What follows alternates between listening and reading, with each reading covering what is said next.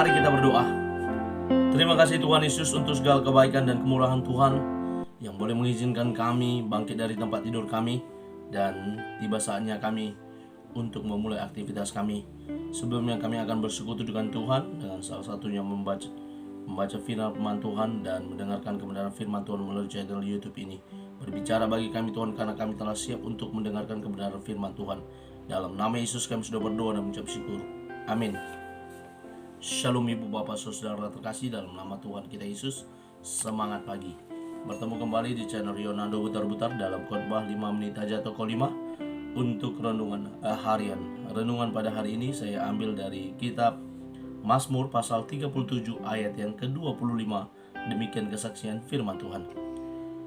Dahulu aku muda, sekarang telah menjadi tua, tetapi tidak pernah kulihat orang benar ditinggalkan atau anak cucunya meminta-minta roti. Allah tidak pernah meninggalkan kita. Ibu bapak saudara terkasih dalam nama Tuhan kita Yesus, kalau kita menonton film percintaan, film romantis, kita akan mendengarkan sebuah kalimat yang berkata seorang laki-laki kepada seorang perempuan bahwa aku berjanji kepadamu bahwa aku tidak akan pernah meninggalkan engkau, aku akan menjaga engkau. Demikian kisah percintaan di dalam film atau dalam kehidupan sehari-hari yang mungkin tidak asing untuk kita dengarkan kalimat tersebut. Nah ibu bapak saudara, dalam nats ini judulnya saya buat bahwa Allah tidak akan pernah meninggalkan kita. Sebagaimana kesaksian yang disampaikan oleh Raja Daud, apa yang dikatakan Daud dalam nats ini, bagaimana dia merangkai sebuah kata, merangkai Mazmur untuk menyatakan sebenarnya bahwa dia tidak ada apa-apanya. Tanpa Tuhan dia tidak ada apa-apanya. Bahkan orang-orang, baik itu orang benar atau orang fasik, keadaannya sebenarnya ada dalam penjagaan, ada dalam kontrol dari Tuhan.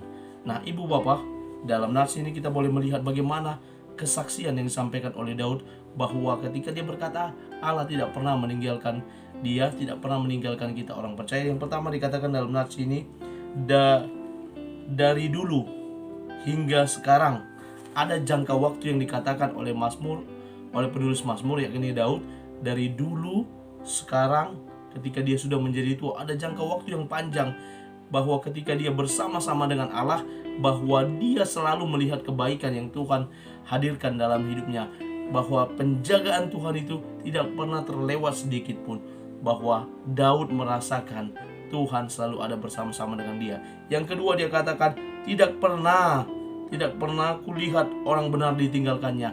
Ada kesaksian bahwa orang benar ada dalam penjagaan daripada Tuhan. Tuhan tidak akan pernah meninggalkan orang benar. Kalaupun seolah-olah orang berkata Tuhan itu tidak ada, Tuhan itu enggak menolong saya ketika saya kesusahan, ketika saya jatuh dari segala permasalahan, ketika saya bangkrut, ketika saya pahit, ketika saya sakit, mana Tuhan yang tidak menolong saya? Percayalah ibu bapak, pernyataan Daud ini juga pasti akan bisa kita klaim dan kita rasakan dalam kehidupan kita, bahwa Tuhan tidak pernah meninggalkan kita. Kalaupun seolah-olah dia belum hadir, dia hendak melihat seberapa mampu, seberapa kuat kita. Karena apa? Paulus katakan di kitab yang lain bahwa Tuhan memberikan cobaan kepada kita tidak melebihi kemampuan kita. Kalau masih bisa kita pikul pencobaan itu, ujian itu, dia masih akan mengizinkan untuk kita melewatinya, membawanya, memikulnya. Dan ketika kita sudah tidak mampu, dia akan datang menolong, memapa kita untuk kita boleh melewati cobaan tersebut. Yang ketiga yang dikatakan oleh Daud, tidak pernah meminta, tidak pernah ditinggalkan. Lalu dikatakan tidak pernah orang benar itu meminta-minta roti. Tidak pernah meminta, sampai meminta-minta, saking jatuh miskinnya sampai harus meminta-minta. Bagaimana Tuhan mengasihi orang percaya, kalaupun dia izinkan masalah datang, dia juga pasti akan mengizinkan solusi untuk orang-orang pilihannya, untuk orang-orang benar.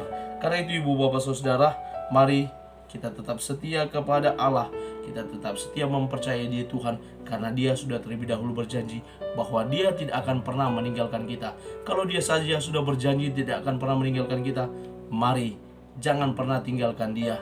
Ada waktu yang harus kita ambil saat teduh pada pagi hari atau malam hari untuk kita bersekutu dengan Tuhan, atau keduanya jauh lebih baik untuk kita bersekutu ketika kita bangun pagi, kita bersekutu dengan Tuhan melalui berdoa, baca firman, dan kalau boleh berkenan mendengarkan firman Tuhan melalui channel YouTube ini. Sebelum tidur kita juga berdoa, menyerahkan hidup kita. Ketika kita beristirahat, Tuhan yang memberkati hidup kita. Amin. Kita bersatu dalam doa. Terima kasih Bapa untuk firman-Mu yang telah kami dengarkan. Terima kasih untuk tidak pernah meninggalkan kami dalam hidup ini, dan kami menyerahkan hidup kami ke dalam tangan pengasihan Tuhan. Biar Tuhan yang senantiasa menjaga, melindungi kami. Kami mulai aktivitas kami dengan penyertaan daripada Tuhan. Dalam nama Yesus kami sudah berdoa dan mengucap syukur. Amin. Selamat beraktivitas. Tuhan Yesus memberkati. Shalom.